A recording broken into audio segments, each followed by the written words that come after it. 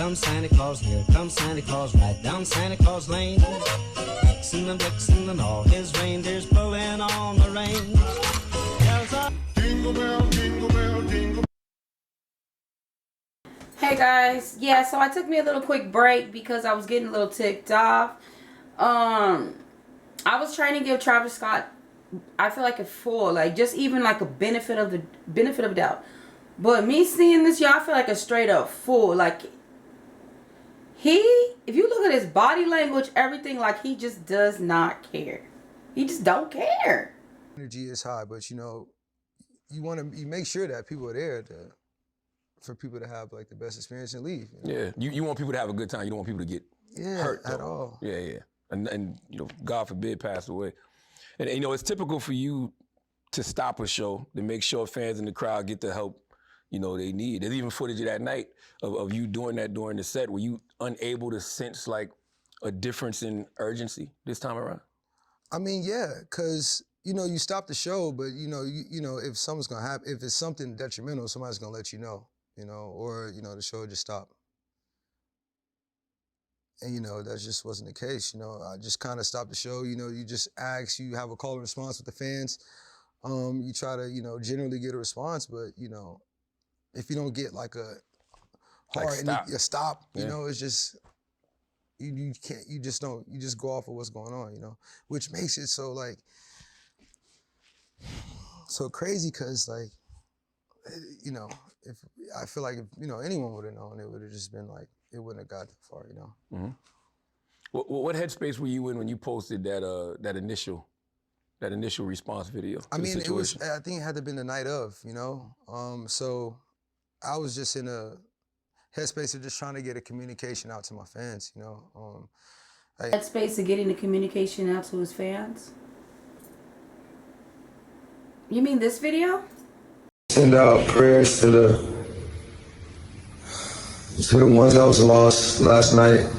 We're actually working right now to identify the families so we can help.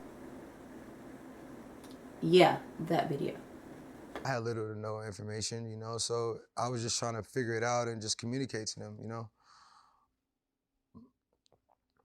Yeah, I was just reacting just literally just to get something to the fans, you know. It's people that showed up.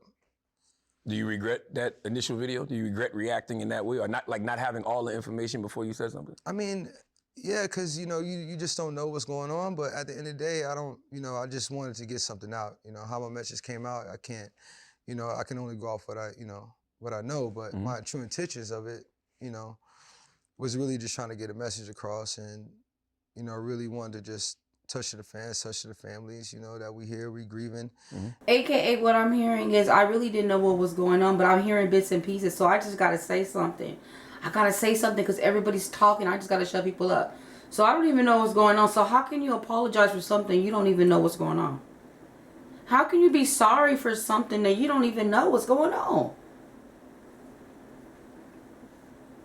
Travis, I am a self-proclaimed psychiatrist, and I will pick you apart. So what did you know in that first video? I mean, at that time, I think we just knew that, you know, people pass, you know. We didn't know how, you know, that it was, you know, the news, you know, I think police came out and said something, you know, you're just going off of what you're seeing in the news, you know, you don't really know nothing. And then as the days go on, you start collecting a little bit more information. They said there was like chaos and trampling being reported since the early afternoon, like hours before the show even started. Yo.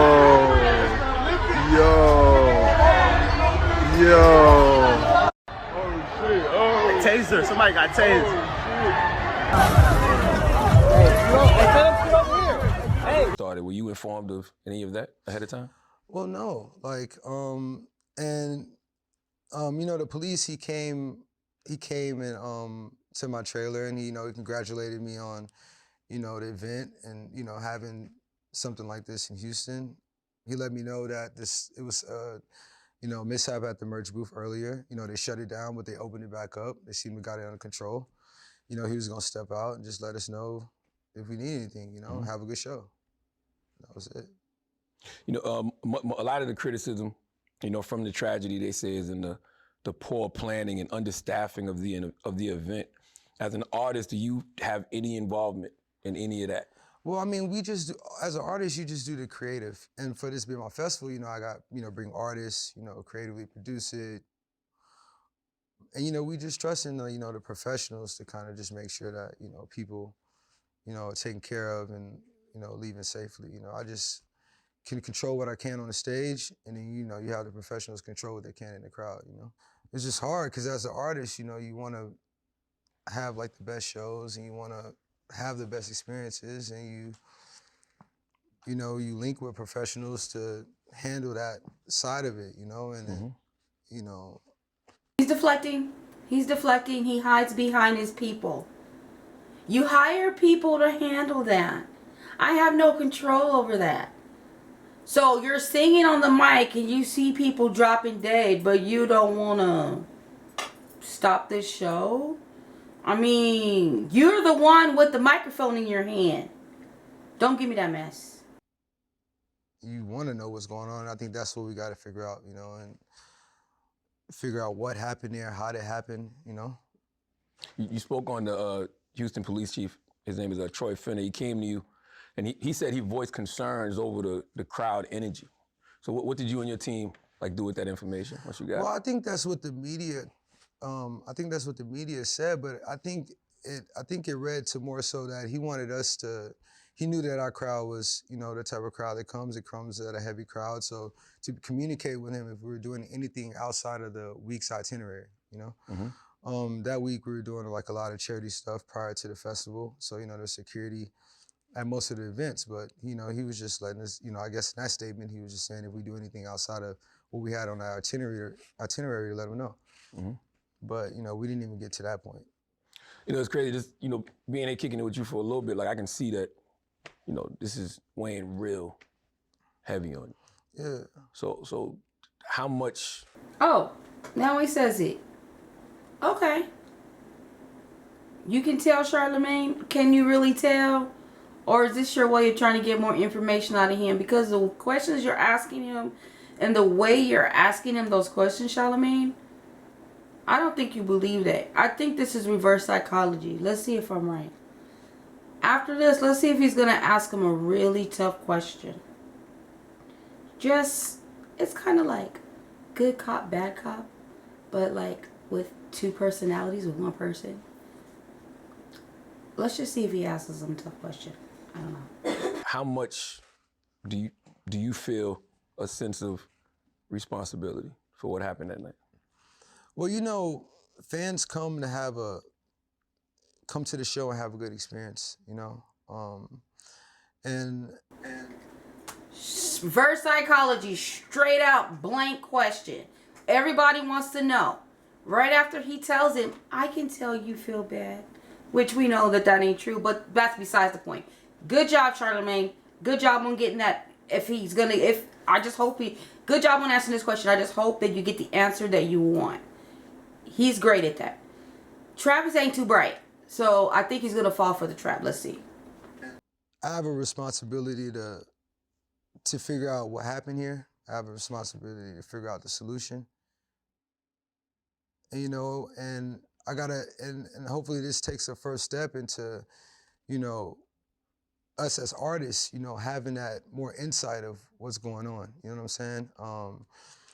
And, you know, the professionals to kind of, you know, surround and figure out more of an intel, whether it's tech, whether it's, you know, more of a response, whether it's whatever the problem is, you know, to figure out that in the future moving forward in concert safety, make sure it just never happen again, you know? But let's talk about those professionals. Like how much responsibility do you think like Live Nation and Score More, the promoters, have in all of this?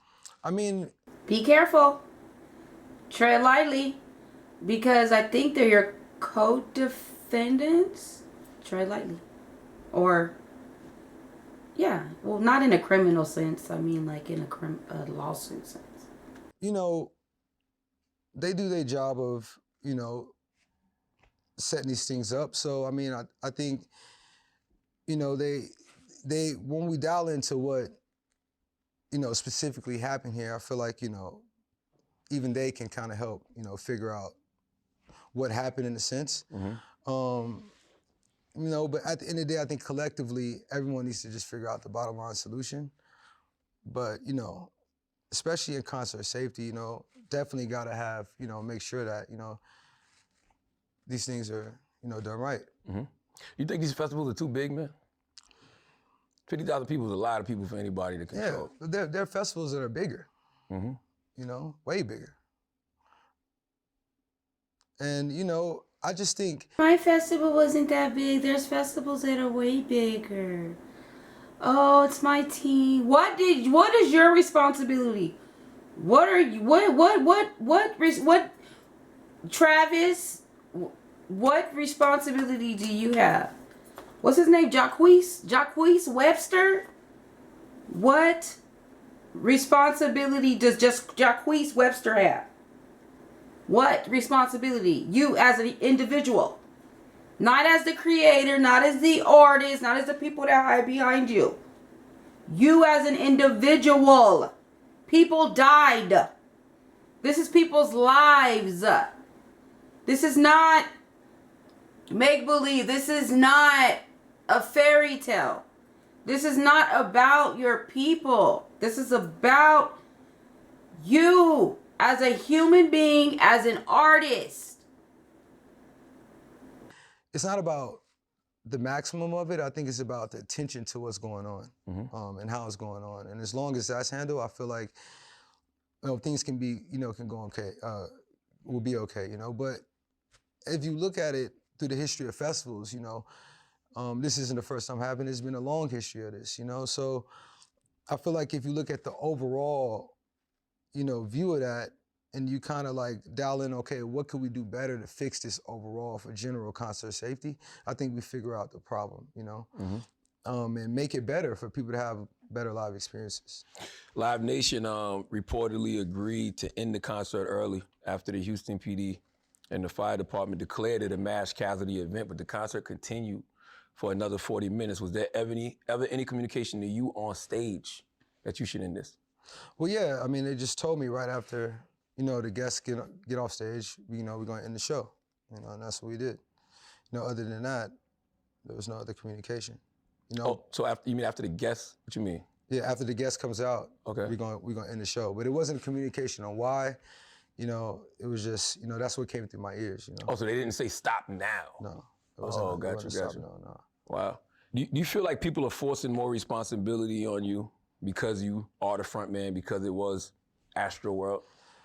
Well, yeah. I mean, you know, I'm the face of the festival. You know, I'm an artist. You know, so yeah, you know, the media is, you know, they want to, you know, put it on me. But he gonna throw everybody under the bus.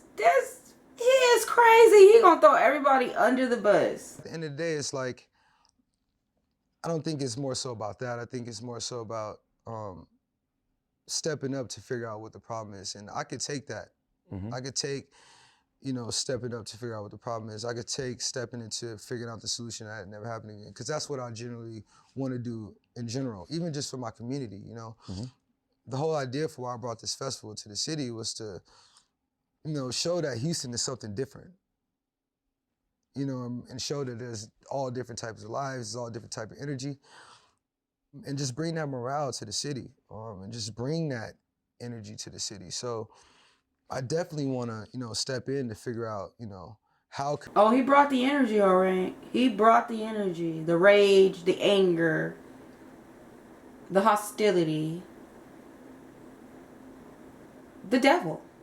How can we fix this in the future? What can we do to, you know, change these things, you know? Do you feel like you did everything you possibly could to help in that situation? Yes. Yes, anything I physically can, for sure, yes. You know, and it just... He said he did everything that he could possibly do, physically do, to stop what was going on, you guys. So you heard it from Travis. It's not his fault so far. He's blaming everybody else, which is a load of crap. Just can't, my head is just, I just can't listen to any more of this stupidity. I just really can't. Not right now. Not right now. So yeah, you guys see my reaction. He's full of it. I was giving him the benefit of the doubt. Not anymore. He's a coward. He's running from the truth, from reality, from what happened. He's living in a fantasy world. He lives in a world that is not real. And I'm starting to wonder if he has some kind of mental disability. I don't know. But anyways, that's enough of my reaction today. Like I said, make sure you guys like, comment, subscribe, hit the notification bell. So when I do drop part 3, and how many other parts it's going to take to get to the end of this foolishness, you will be notified. Thank you for watching, and as always, y'all. Here comes Santa Claus, right down Santa Claus Lane. Vixen and Blitzen and all his reindeer